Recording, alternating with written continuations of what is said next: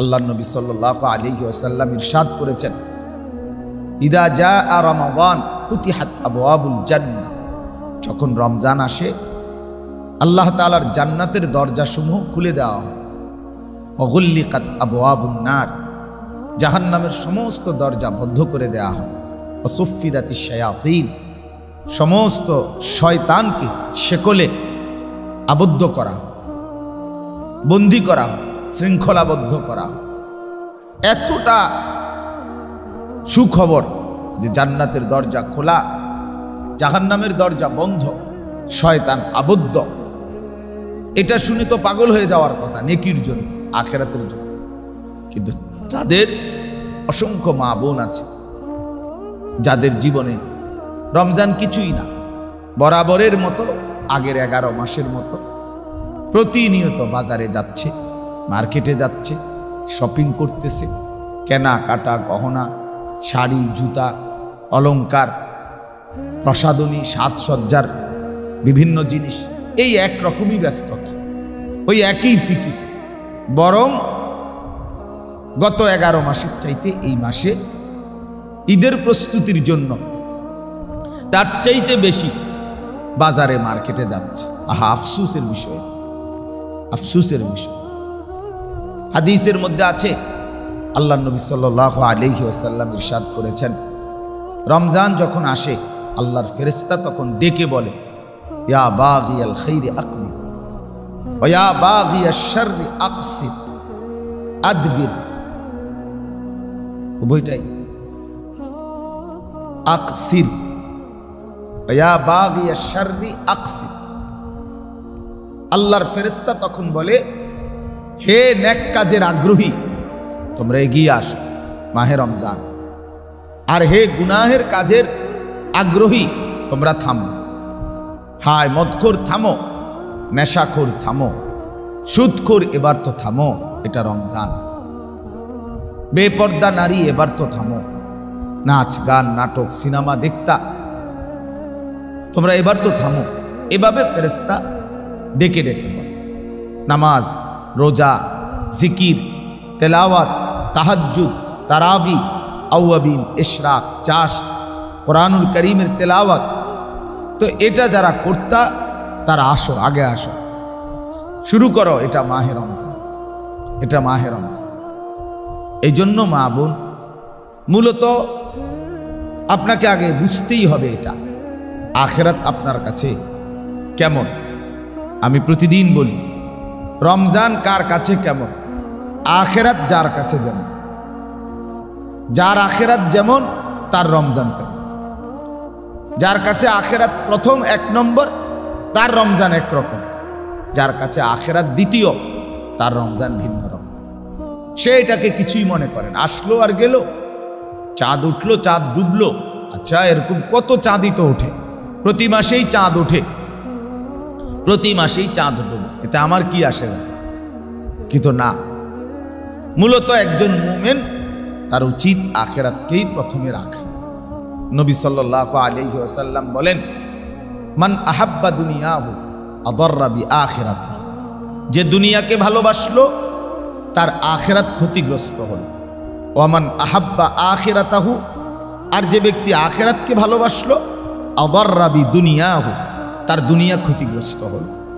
ফাআতিরু মা ইয়াবকা আলা মা ইয়াফনা, নবী বলেন, অতএব হে আমার উম্মত, যেটা স্থায়ী অর্থাৎ আখিরাত, সেটাকেই প্রাধান্য দাও, যেটা অস্থায়ী তথা দুনিয়া এর উপরে। তাইলে নবী সাল্লাল্লাহু আলাইহি ওয়াসাল্লামই সিদ্ধান্ত দিয়ে দিলেন, আখিরাতকে প্রাধান্য দাও, আখিরাতকে 1 নম্বরে রাখো, দুনিয়া তার। কোরআনুল কারীমের মধ্যে আল্লাহ তাআলা বলছেন, ওয়াবতাগি ফীমা আতাকাল্লাহুদ দারাল আখিরা, আমার বান্দা আমি তোমাকে দুনিয়ার জীবনে যা কিছু দিয়েছি, ঘর সংসার, স্ত্রী পরিবার, জায়গা জমি, টাকা পয়সা, মাল সম্পদ, অর্থ বিত্ত, শরীর স্বাস্থ্য, জীবন যৌবন, সুস্থতা, যাই দিছি, সব কিছু দিয়ে 1 নম্বরে তালাশ করো আদ-দার আল আখিরা, আখিরাতের ঘর অর্থাৎ জান্নাত। এরপরে আল্লাহ বলছেন ওয়ালা তানসা নাসিবাকা মিনাদ দুনিয়া। হ্যাঁ, দ্বিতীয়ত এরপরে তোমার দুনিয়ার প্রয়োজন তুমি ভুলে যেও না। তাইলে বোঝা গেল আখিরাতকে 1 নম্বরে রাখো, এরপরে দুনিয়ার প্রয়োজন ভুলে যেও না। তোমার দুনিয়ার জরুরত, বাজার, ব্যবসা, স্ত্রী সন্তানের জন্য খরচ, ঘর পরিবারের জন্য খরচ, ঠিক আছে সেটা করো, কিন্তু সেটা দ্বিতীয়ত। আগে আখিরাত, আগে পরকাল, আগে জান্নাত। তাহলে আল্লাহ তাআলাও তরতিব বলে দিছেন, নবী সাল্লাল্লাহু আলাইহি সাল্লামও তরতিব বলে দিছেন।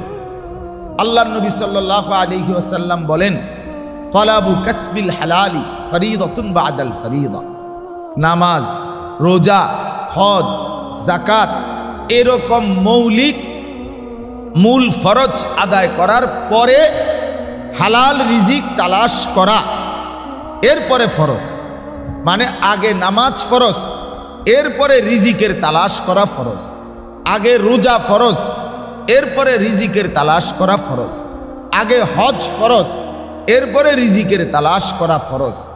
আগে যাকাত ফরজ, এরপরে রিজিকের তালাশ করা ফরজ। অর্থাৎ আগে হলো নামাজ, রোজা, বন্দিগি, যেটা আখিরাতের পাথেয়, যেটা আখিরাতের পুঁজি। এখানেও এই কথা বোঝা গেল যে আগে আখিরাত, এরপরে দুনিয়া।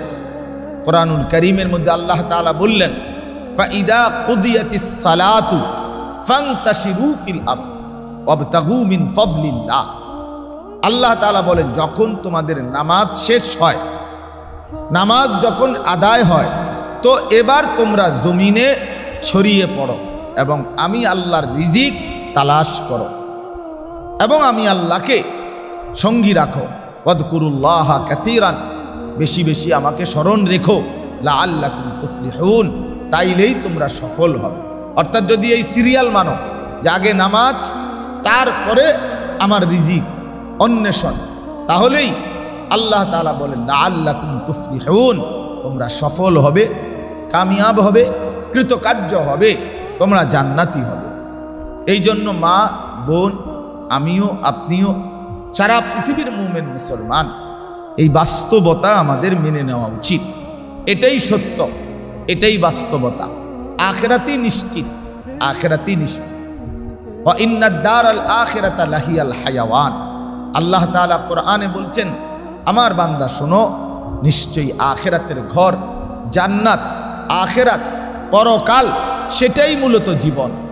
বেঁচে থাকা এটা মূলত আখিরাত।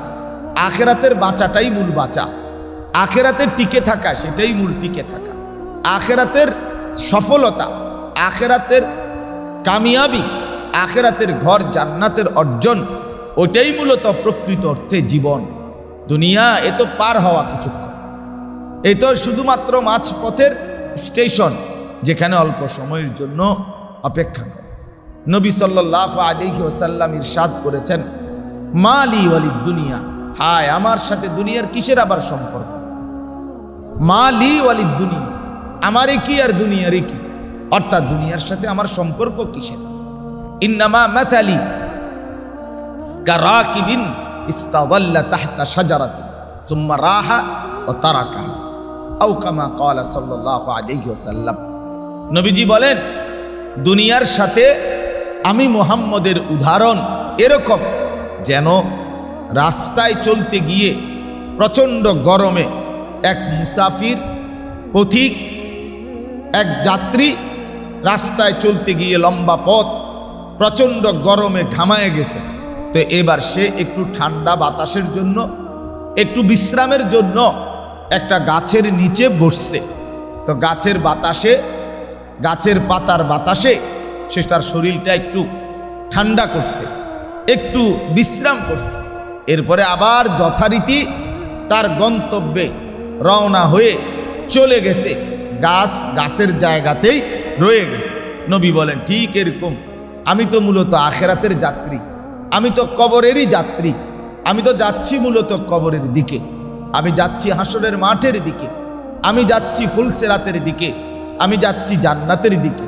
মাঝখানে একটু সময়ের জন্য দুনিয়ার এই হায়াত, দুনিয়ার মধ্যে গাছের নিচের মতো একটু অবস্থান নিলাম, আবার সময় ফুরায় গেল, আমি আমার আখিরাতের দিকেই যাত্রা করলাম, আমি আমার দিকেই রওনা দিলাম।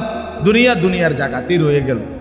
প্রতিদিন কত মানুষ মৃত্যুবরণ করে, এই মানুষ কারো মৃত্যুতে পৃথিবীর একটি সেকেন্ড থেমে যায় না, অনুগতও না, অবাধ্য। সবচেয়ে বড় নেককার সেও যদি মারা যায় সূর্য তবুও ডুবে যায়, সবচেয়ে বড় নাফরমান সেও যদি মরে যায় সূর্য তবুও ডুবে যায়। দুনিয়া কারো জন্য থেমে থাকে, এক মিনিটও কারো সময় নেই। দুনিয়া কারো জন্য থামে না, কারো জন্যই থামে না, শেষ পর্যন্ত সময় বয়েই যায়। এক সেকেন্ড আমরা অনেক সময় নিজেরা অনেককে বলি যে ভাই একটা মিনিট দাঁড়ান, এক মিনিট আমি আসতেছি, মোবাইলটা রাইখে আসছি অথবা এটা রাইখে আসছি, ঘর থেকে দৌড় দিয়ে নিয়ে আসি। তো যদিও ওই লোকটা তো থামলো, সে দাঁড়াইলো, কিন্তু সময় ওই এক মিনিট বলে না দোস্ত আমি দাঁড়াইতে পারবো, আমার দাঁড়ানোর কোনো সুযোগ নাই, আমি সামনে যাচ্ছি, তুমি পরের মিনিট ধৈর্য, এই মিনিট আর পাইলাম। এক মিনিটও এক সেকেন্ডও কারো জন্য অনুগত অবাধ্য, কারো জন্য থামে না, থেমে থাকে না। অতএব মা বোন, এতগুলো কথা বলার অর্থ হলো আমাকেই বলা, আপনাকেই বলা, সবাই মিলে উপলব্ধি করা, সবাই মিলে ভাবা যে মায়েরা বোনেরা, আখিরাত মূল। মা বোন, আখিরাতই মূল, আখিরাতই মূল, আখিরাতই মূল, কোরআনুল কারীমের মধ্যে আছে। অতএব আল্লাহ এবং তার রসুলের আহ্বানে সাড়া দেওয়া, জীবনটা আল্লাহ এবং তার রসুলের আহ্বানে গড়ে তোলা, এটাই জীবন, এটার মধ্যেই হায়াত, এটাই বেঁচে থাকার সার্থকতা, মানুষ হিসাবে জন্মের সার্থকতা। কেন আমাকে মানুষ বানাইলো আল্লাহ? আমারে কেন গরু বানাইলো না, ছাগল বানাইলো না, কুকুর বানাইলো না, বিড়াল বানাইলো না? আমারে কেন আল্লাহ তাআলা জন্তু জানোয়ার বানাইলো না, মানুষ বানাইলো? শুধুই কেবল ইবাদতের জন্য, গোলামির জন্য, সেজদার জন্য, তেলাওয়াতের জন্য, আল্লাহকে দিবানিশি ডাকার জন্য, আল্লাহ তাআলার হুকুম পালনের জন্য, জান্নাত সংগ্রহের জন্য, জাহান্নাম থেকে বাঁচার জন্য, এজন্যই বানাইছে। তাহলে বাঁচার সার্থকতা, মানুষ হিসাবে পরিচয়ের সার্থকতা এটাই, আমি আল্লাহর ইবাদত করি, আল্লাহর গোলামি করি। এটা যদি নাই থাকে, এটা যদি আমার দ্বারা নাই হয়, নামাজই আমি পড়তে পারলাম না, কোরআনই আমি পড়তে জানি না, আল্লাহর নামই আমার জবান দিয়া বের হয় না, আল্লাহর বিধানই আমার হুকুম পালন করতেই আমার মন চায় না, তো তাইলে আমার মানুষ হিসাবে জন্ম নেওয়া ব্যর্থ। আমি জানোয়ার হলেই ভালো হতো, আমি কুকুর বিড়াল হলেই ভালো হতো, আমি গরু ছাগল হলেই ভালো হতো। আর আল্লাহর গোলামি যে করে না, মনের ইচ্ছা মতো যে চলে, তাকে আল্লাহ তাআলা কোরআনে জানোয়ারই বলছেন, জানোয়ারই বলছেন। কোরআন বহু আয়াত আল্লাহ তাআলা বলছে সে জানোয়ারই মূলত। ইনহুম ইল্লা কাল আনআম, সে আর কিছু নয়, শুধুই জানোয়ার। উলাইকা কাল আনআম, তারা হলো জানোয়ার। অতএব জীবনের সার্থকতা, বেঁচে থাকার সার্থকতা এটাই, এর মধ্যেই জীবন, ইবাদতের মধ্যে, সেজদার মধ্যেই জীবন, রোজার মধ্যেই জীবন, পর্দার মধ্যেই জীবন, নিজের ইজ্জত আবরুর হেফাজত এর মধ্যেই জীবন। কোরআনুল কারীমে সূরা আনফালের মধ্যে আছে, ইয়া আইয়ুহাল্লাযীনা আমানুস্তাজীবু লিল্লাহি ওয়া লির-রাসূলি ইযা দাআকুম লিমা ইউহয়িকুম। এইটার অর্থ, হে ঈমানদারগণ, আল্লাহ এবং তার রাসূলের ডাকে সাড়া দাও। আল্লাহ বলছে ইযা দাআকুম, যখনই ডাক দেয় তখনই, তৎক্ষণাৎ, দেরি করবা না। ডাক দিল আজকে, পালন করলে এক সপ্তাহ পরে, না না, এখন অ্যাডভান্স, এক্ষুনি, তৎনগত আল্লাহ এবং তার রাসূলের আহ্বানে সাড়া দাও, গ্রহণ করো, এগিয়ে আসো, ইস্তাজিবু, গ্রহণ করো। তো আল্লাহ নিজে বলতেছে, আল্লাহ এবং তার রাসূলের আহ্বানে যদি সাড়া দাও তো কি লাভ হবে? আল্লাহ নিজে বলেন লিমা ইউহয়িকুম, যেহেতু আল্লাহ এবং তার রাসূলের আহ্বানে সাড়া দেওয়া, এর মধ্যেই হায়াত, এর মধ্যেই জীবন, এটাই জীবন, এটাই বেঁচে থাকা, এটাই বাঁচার সার্থকতা, এটাই নিজের মানুষ হিসাবে পরিচয়ের সফলতা, সার্থকতা। অতএব যে মানুষের জীবনে সেজদা নাই, যে মানুষের জীবনে গোলামি নাই, যে মানুষের জীবনে পর্দা নাই, যে নারীর জীবনে তার ইজ্জত, তার সতীত্ব, তার সম্ভ্রমের সম্মান তার কাছে নাই, তো সে মূলত মানুষ নামে ব্যর্থ। সে জন্তু জানোয়ার হিসেবেই উপযুক্ত, সেও জন্তু জানোয়ার হিসেবেই উপযুক্ত, সে হাইওয়ান হিসেবেই উপযুক্ত। এই জন্য মা বোন এই মুহূর্তে একেবারে দিলটাকে রেডি করে পুরা মনোযোগ দিয়ে আন্তরিকতা নিয়ে আল্লাহর ওয়াস্তে নিজের ভালোর জন্য, নিজের কবরের জন্য, নিজের আখিরাতের জন্য কিভাবে বললে বুঝতেন মা, কেমনে বললে বুঝবেন বোন? বাস্তবতাই এটা। আপনি যদি না বুঝেন তবুও সূর্য আজকের ডুবে যাবে, আপনি যদি বোঝেন তবুও ডুবে যাবে। কাজে লাগাইলেও হায়াত শেষ, খামখেয়ালি করলেও হায়াত শেষ ফিরবে না। প্রতিটা দিন একবার, প্রতিটা রাত একবার।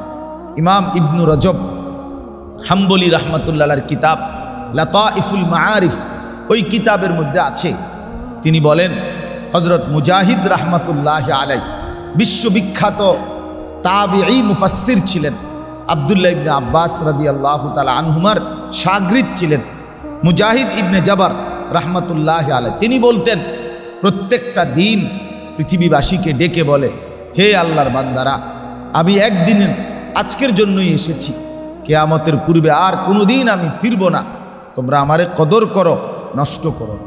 প্রতিটা রাত পৃথিবীবাসীকে ডেকে বলে, পৃথিবীবাসী আমি একদিনের জন্যই এসেছি, আর আসবো না কোনো দিন, আমি আর কোনোদিন আসবো না, তোমরা আমারে কদর করো, নষ্ট করো।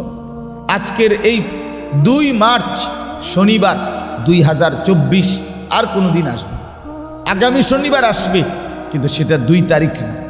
আগামী বছর 2 তারিখ আসবে মার্চের, কিন্তু সেটা তো 24 সাল না, 25 সাল। অর্থাৎ এই শিরোনাম আর কোনোদিন হবে না পৃথিবীতে। এই জন্য মা, আপনি আমার হায়াত শেষ হয়ে গেলে, আমি মরে গেলে, আপনি মরে গেলে, প্রত্যেকেই যখনই মৃত্যুবরণ করে, আমি তো আর ফিরব না, আপনিও আর ফিরবেন। এরপরে দুনিয়া যদি অনেক আধুনিক হয়, আরো উন্নত হয়, মানুষ যদি চাঁদের দেশে গিয়েও বসবাস করে, পৃথিবীর সব মানুষ যদি মঙ্গল গ্রহেও ফিরে যায়, আমার লাভ কি? আমি তো নাই, আমি তো মরে গেছি, আমার মৃত্যুতে তো আমি শেষ, আমার হায়াত শেষ। অতএব এরপরে পৃথিবী থাকলেই কি আর না থাকলেই কি, আমার কি আর? এজন্য দয়া করে আমার হায়াতই আমার পুঁজি, আমার জিন্দিগি আমার পুঁজি, এটাই আমার পুঁজি, আমার জন্য আমার এটুকুই। এটুকুকে যদি আমরা গ্রহণ না করি, কাজে না লাগাই, তাইলে আর কখন? এক মুসলমান মাহে রমজানকে পেয়েও যদি কদর করতে পারলো না, তার চাইতে বড় অভিশপ্ত, তার চাইতে বড় ব্যর্থ আর কে হইতে পারে? এর চাইতে বড় লাঞ্ছনা আর কে হইতে পারে? মনে রাখবেন মা, একটা গুরুত্বপূর্ণ কথা, সেটা হলো আল্লাহর পরে নবীদের মধ্যে উম্মতের প্রতি, মানুষের প্রতি সবচেয়ে বেশি দরদ মায়া থাকে নবীদের দিলে। আল্লাহর পরে মানুষের প্রতি সবচেয়ে বেশি দিল থাকে, দরদ থাকে, মায়া থাকে নবীদের। সমস্ত নবীরা উম্মতের প্রতি, মানুষের প্রতি প্রচণ্ড দয়াশীল ছিলেন, প্রচণ্ড। আর আমাদের নবী সাল্লাল্লাহু আলাইহি ওয়াসাল্লাম, তিনি তো দয়ার সাগরই ছিলেন, রাহমাতুল লিল আলামিন। তিনি রাউফ, তিনি রাহিম, এরকম দয়ালু ছিলেন তিনি। আল্লাহ তাআলা নবীজির দয়ার কথা, মায়ার কথা উম্মতের প্রতি আল্লাহ নিজে বলছে, লাকাদ জাআকুম রাসূলুম মিন আনফুসিকুম আজিজুন আলাইহি মা আনিতুম হারিসুন আলাইকুম বিল মুমিনিনা রাউফুর রাহিম। আল্লাহ বলছে রসুলের পরিচয়, যে আমার এই রসুল আখিরি বন্ধু, সে মানুষের প্রতি, উম্মতের প্রতি প্রচণ্ড আগ্রহী, তাদের ভালোটা খুব চায়, তাদের একটু বিপদ পেরেশানি এটা তাকে ভীষণ কষ্ট দেয়, এবং মানুষের প্রতি রাউফ, খুব বেশি দরদি, রাহিম, খুব বেশি দয়াশীল। তাহলে প্রত্যেক নবী উম্মতের প্রতি, আমার এই কথাটা খেয়াল করেন, প্রত্যেক নবী উম্মতের প্রতি দরদি হয়, প্রচণ্ড মায়া হয়, কিন্তু আমি যে কথাটা বলতে চাই, সেই নবীরাও প্রচণ্ড দরদ এবং মায়ার পরেও যখন এক পর্যায়ে আল্লাহ তাআলা কাছে একটা সময় আইসা, নবীদেরও অবস্থা কখনো এমন হয় যে প্রচণ্ড দরদ মায়া নিয়ে হাজারবার, লক্ষবার, শত শতবার বলার পরেও যখন উম্মত বারবার প্রত্যাখ্যান করে, ফিরিয়ে দেয় আল্লাহর আহ্বান, নবীর আহ্বান, আখেরাতের কথা, তো একদিন সেই দরদি উম্মতের প্রতি মায়ার যারা নবী, তারাও উম্মতের প্রতি বদদুয়া করে, বদদুয়া করে তখন। যেমন কোরআনুল কারীমে স্পষ্ট উদাহরণ আছে, হযরত নূহ আলাইহিস সালামের উদাহরণ। 950 বছর এক টানা, একদিন দুই দিন না, 950 বছর নূহ আলাইহিস সালাম, হযরতে নূহ আলাইহিস সালাম 950 বছর আপনার এক টানা তিনি মানুষকে আল্লাহর দিকে ডেকেছেন। ফালাবিথা ফীহিম আলফা সানাতিন ইল্লা 50 আমা। কোরআনে আছে, আল্লাহ বলেন, ওয়ালাকাদ আরসালনা নূহান ইলা কওমিহি ফালাবিথা ফীহিম আলফা সানাতিন ইল্লা 50 আমা ফাআখাযাহুমুত তুফানু ওয়া হুম যালিমুন। আল্লাহ বলেন, আমি নূহকে তার জাতির কাছে পাঠিয়েছিলাম, সে তাদের মাঝে 50 কম 1000 বছর অবস্থান করলো, মানে 950। ফাআখাযাহুমুত তুফান, এরপরে আমি তাদেরকে ধ্বংস করেছি তুফান দিয়ে।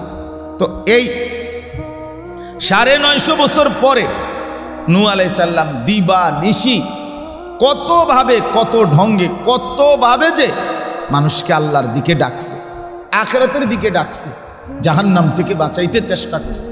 হায়, কোরআনে আছে, জাতিকে তিনি বহুভাবে বলছে, বহুভাবে, লাইলা ওয়া নাহারা, রাতে দিনে, দাউতুহুম জিহারা, হ্যাঁ, প্রকাশ্যে, আলানতু লাহুম, আসরারতু লাহুম, ঘোষণা দিয়ে দিয়ে, গোপনে গোপনে, কখনো একজন, কখনো 10 জন, কখনো একাকী, কখনো প্রকাশ্য, কখনো ঘরে, কখনো রাস্তায়, সর্বত্র নূহ নবী দিবা নিশি মানুষকে আল্লাহর দিকে ডাকছেন।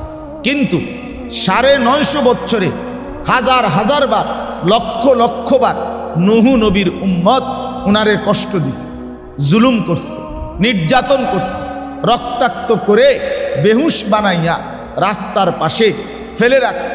তাফসীরের মধ্যে আছে, কখনো কখনো উনাকে মেরে বস্তার মধ্যে অথবা কাঁথা কম্বলের মধ্যে মোড়াইয়া উনারে ডাস্টবিনে ফেলে নিয়ে আসতো, যে মেয়ে মরে গেছে কয়া। এইভাবে উনি আবার হুঁশ আসলে আবার রক্ত মাখা চেহারা মুছে মানুষকে আল্লাহর দিকে ডাকতেন, আহ্বান করতেন, আবার কাঁদতেন আর আল্লাহকে বলতেন। যতবার উনাকে নির্যাতন করছে, জুলুম করছে, উনি চোখের পানি ফেলতেন আর বলতেন, আল্লাহুম্মা গফির লিকাওমি ফাইন্নাহুম লা ইয়ালামুন। আল্লাহ, আমার জাতিকে মাফ করে দেন, ওরা বুঝে নাই, ওরা বুঝে নাই, ওরা বুঝে নাই, আমি আবার যাব, আবার বলব। এইভাবে নূহ নবী বারবার বারবার বলছেন, একটা বারও কোনো বদদুয়া দেয় নাই। কিন্তু 950 বছর পরে কোরআনুল কারীমের মধ্যে আছে, আল্লাহ তাআলা নূহ নবীকে জানায় দিছেন 950 বছর পরে কি, ওয়া উহিয়া ইলা নূহিন। এই আল্লাহ বলেন, নূহের প্রতি আমি নিজে জানিয়ে দিলাম ওহী করে, আন্নাহু লান ইউমিনা মিন কওমিকা ইল্লা মান কাদ আমান। হে নূহ, 950 বছর হয়েছে, আর না, আর না, বরং শুনে নাও, এই পর্যন্ত যে কয়জন তোমার উপরে ঈমান এনেছে, এরা ব্যতীত তোমার জাতির এই বাকি লোকরা আর কেউ ঈমান আনবে না। ফালা তাবতাইস বিমা কানু ইয়াফআলুন। অতএব এই নাফরমানদের কাজকর্মের ব্যাপারে তুমি আর নিরাশ হইও না, মন খারাপ করো না, কি করবা, আর হবে না, আর হবে না। এই তখন আমার এই কথাটা দরকার বুঝা, 950 বছর পরে এক টানা আপনার, এরপরে আল্লাহ যখন বলছে আর হবে না, লা ইউমিনা মিন কওমিকা, নূহ আর কেউ ঈমান আনবে না, তখন নূহ আলাইহিস সালামের মনটা কষ্টে, অভিমানে, দুঃখে, শোকে ভরে গেছে। 950 বছরের টানা যেই মানুষগুলোকে উনি চোখের পানি ফেলে হাজারো জুলুম নির্যাতন সয়ে ডেকেছেন। এবার 950 বছর পরে আইসা নূহ নবী তাদেরকে চূড়ান্ত বদদুয়া দিছে, সাংঘাতিক বদদুয়া দিছে। বদদুয়া মানে একেবারে কঠিন বদদুয়া দিছে। এখন ক্বালা নূহুর রাব্বি লা তাদার আলাল আরদি মিনাল কাফিরিনা দাইয়ারা ইন্নাকা ইন তাদারহুম ইউদিল্লু ইবাদাকা ওয়ালা ইয়ালিদু ইল্লা ফাজিরান কাফফারা। এই নূহ নবী তখন বলছে, আল্লাহ আপনি এই বেঈমান নাফরমান এই সীমা লঙ্ঘনকারী আমার জাতির একটা ঘর জমিনের উপরে আর বাকি রাখবেন না, একবারে কুলের বাচ্চাও আর বাকি রাখবেন। একটা ঘর আসবাব গরু ছাগল সহ এই মানুষ তাদের বাচ্চা কাচ্চা কুলের বাচ্চা পেটের বাচ্চা সব শেষ করে দিন, একটা কেউ রাখবেন না, একটা কেউ, একটা নাফরমান যেন জমিনে আর না থাকে। লা তাদার আলাল আরদি মিনাল কাফিরিনা দাইয়ারা, এর ঘর শুদ্ধ আপনি ধ্বংস করে দেন। ইন্নাকা ইন তাদারহুম, নূহ নবী বলছে আল্লাহ যদি এই একটা নাফরমানকেও ছেড়ে দেন তো ইউদিল্লু ইবাদাকা, তারা আবারও ওই এক নাফরমান আবার আপনার নতুন বান্দা যারা আসবে তাদেরকে গোমরা করবে, পথভ্রষ্ট করবে। ওয়ালা ইয়ালিদু ইল্লা ফাজিরান কাফফারা। আর বলছে আল্লাহ যদি আর একটা মানুষকে বাঁচায় রাখেন আর তার ঘরে যদি আবার জিফুত হয় সন্তান হয়, ওইটাও বেঈমানি হবে, ওইটাও বেঈমান হবে, ওইটাও ফাজের হবে, পাপী হবে, ওইটাও কাফফারা কাফের হবে। অতএব এদের আগত প্রজন্ম বেঈমান হবে। এই পরিমাণ এরা নাফরমান, এরা নাফরমানিটাকে জীবনের সিদ্ধান্ত বানায় নিছে। অতএব এদের দাদাও নাফরমান, এদের বাপও নাফরমান, এ নিজেও নাফরমান, কাজে এর ফুতো হবে নাফরমান, এর মেয়েও হবে নাফরমান। অতএব একটা লোককে আর জমিনে বাঁচায় রাখেন। দেখেন 950 বছরের ক্রন্দনকারী দয়ার মায়ার নবী নূহ চূড়ান্ত পর্যায়ে আইসা বদদুয়া দিছে, মনের কষ্ট অভিমানী। অথচ নূহ শব্দের অর্থই হচ্ছে অধিক ক্রন্দনকারী, এজন্যই ওনাকে নূহ বলে। আচ্ছা এখন আমি এটা কেন বললাম, এই উদাহরণটা কেন দিলাম, এবার একটু কথা খেয়াল করেন সবাই, এটাই আমার মূল কথা। মাসআলা তো আলহামদুলিল্লাহ বলছে, আমি শুধু উৎসাহের জন্য বলছি এগুলো। এবার একটু খেয়াল করেন মা বোন, আমাদের প্রিয় নবীর আচরণটা এবার দেখেন। আমাদের প্রিয় নবী সাল্লাল্লাহু আলাইহি সাল্লাম রমজান আসার 2 মাস আগে, রজব এবং শাবান এই 2 মাস এক টানা আল্লাহর নবী সাল্লাল্লাহু আলাইহি ওয়াসাল্লাম রমজানের জন্য দোয়া করতেন, আল্লাহুম্মা বারিক লানা ফি রজব ওয়া শাবান ওয়া বাল্লিগনা রমাদান। তাইলে লাগাতার 2 মাস নবীজির জবান থেকে এই দোয়া, রমজানের আগমনে, রমজানের আহ্বান, রমজানকে কামনা করে রমজানকে পাওয়ার জন্য নবী নিজে, যার নেকির কমতি নাই, যার তাহাজ্জুদ কখনোই ছোটে না, যার ইশরাক ছোটে নাই, যার আউয়াবিন ছোটে নাই, যিনি 5 ওয়াক্ত নামাজের ইমামতি করতেন, যিনি সারা বছর দাওয়াত দিতেন, যিনি সারা বছর সাহাবীদেরকে দ্বীন শিখাইতেন, যিনি সারা বছর আল্লাহর রাস্তায় যুদ্ধ করতেন, তার একদিন 1 মিনিট আল্লাহর স্মরণবিহীন কাটে নাই। আম্মা জান আয়েশা রাদিয়াল্লাহু তাআলা আনহা বলছেন, কানা রাসূলুল্লাহ সাল্লাল্লাহু আলাইহি ওয়াসাল্লাম ইয়াযকুরুল্লাহ ফি কুল্লি আহইয়ানি। নবী সাল্লাল্লাহু আলাইহি সাল্লাম তার সর্বদাই আল্লাহকে স্মরণ করতেন, জিকির করতেন সর্বদাই। নবীজির চেহারার দিকে তাকাইলেই সাহাবারা বলতেন মুতাওয়াসিলাল আহজান দাইমাল ফিকর, সারাক্ষণই ফিকির করতেছেন, সারাক্ষণই চিন্তারত আছেন, এটা বোঝা যেত। তাহলে এরপরেও নবী নিজে 2 মাস আগের থেকে রমজানের জন্য, রমজানের রহমত মাগফিরাত নাজাতের জন্য আকাঙ্ক্ষা করতেন। এটা 1 নাম্বার, আপনি খেয়াল করেন।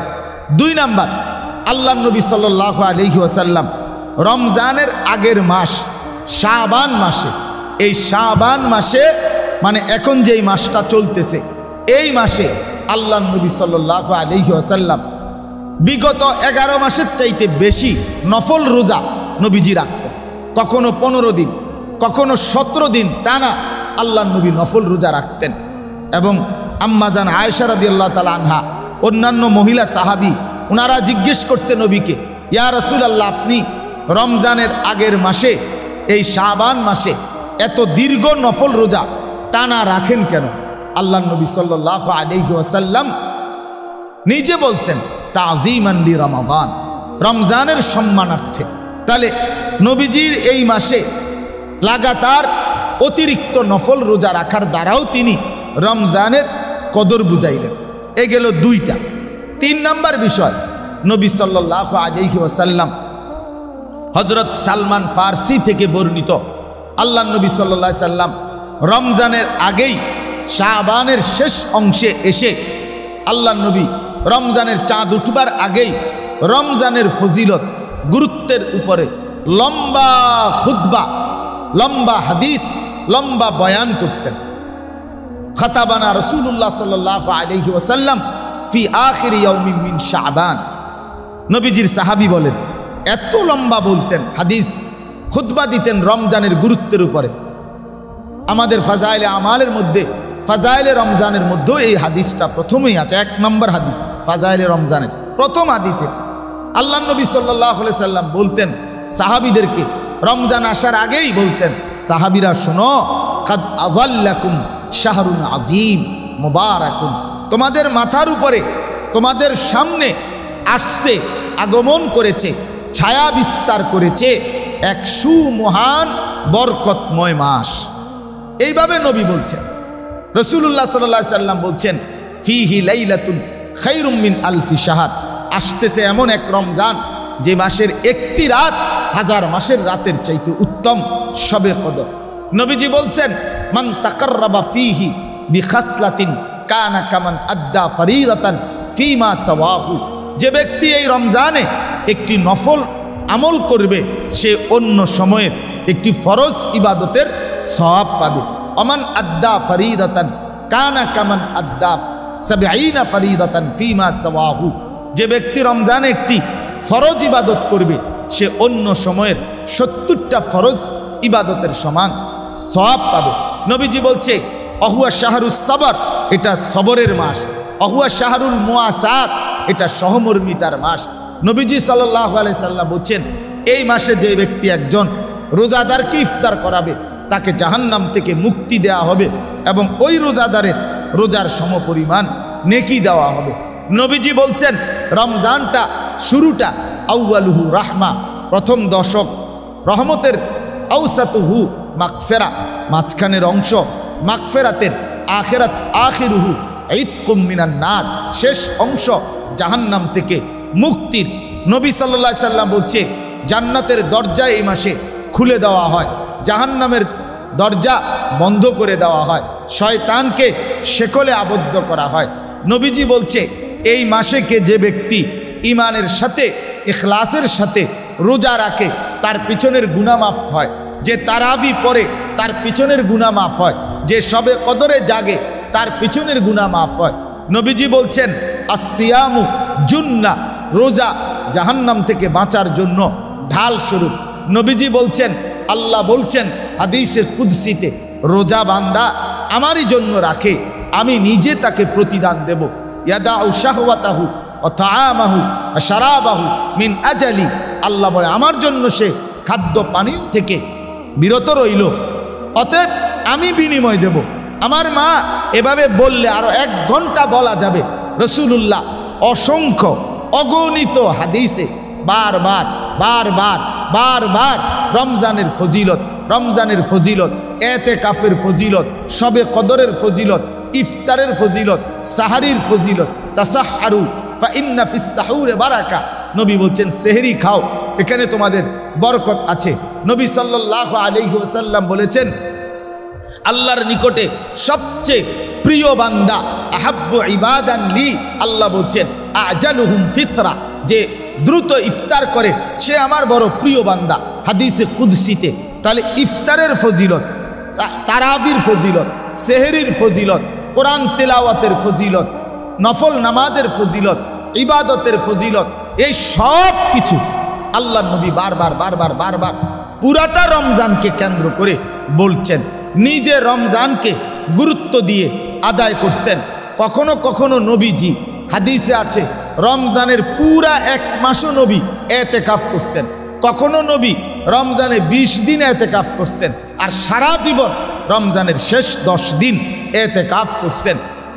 এত কিছুর পরে 3 মাস ধরে এটার মর্যাদা, 2 মাস দোয়া বললেন, এরপরে নিজে নফল রোজা রাখলেন আগের থেকে, এতগুলো ফজিলত, এতভাবে উম্মতের কাছে কাকুতি মিনতি করলেন, অনুনয় বিনয় করলেন, মর্যাদার কথা, রমজানের বৈশিষ্ট্যের কথা, ফজিলতের কথা বলার পরে যেই মুসলমান, যেই মোমেন, যেই ইমানদার, যেই পুরুষ এবং নারী এত কথা শুনবার পরেও, রসুলের এতগুলো হাদিস, এতগুলো মর্যাদার কথা শুনবার পরেও আহা রমজানকে কদর করলো না, গুনাহ থেকে বাঁচলো না, আল্লাহর কাছে জান্নাত কামাই করলো না, রমজানটাকে ইবাদতে আমলে কাটাইলো না, তো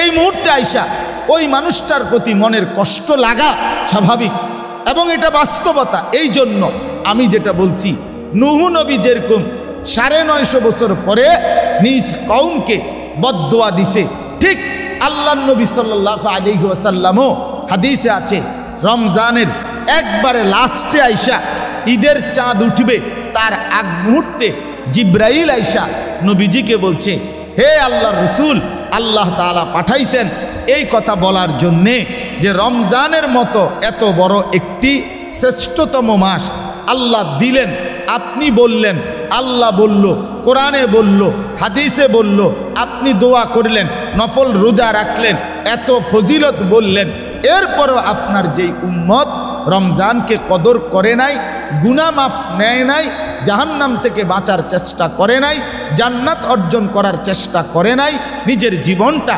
রমজানে সুন্দর করে নাই, তার উপরে আল্লাহর লানত, তার উপরে জিব্রাইল এবং সমস্ত ফেরেশতার লানত।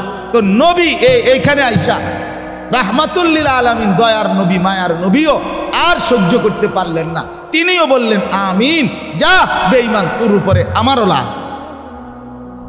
এই কথাটা আমি বলছি যে খুদ রাসূল এবার কি দিলেন, অভিশাপ দিলেন, যা তোরে, তোর মতো নাফরমান, তুই আমার কথাটারে পাত্তাই দিলি।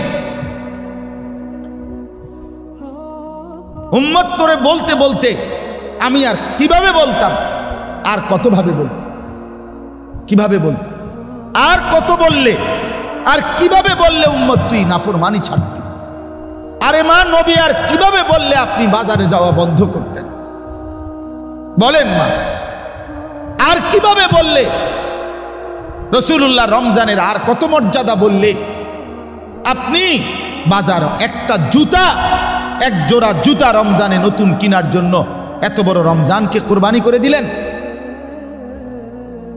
একটা 3 পিস, একটা শাড়ি, একটা গহনা, আহা নাফরমান, হায় হায় হায়, আরে করলেন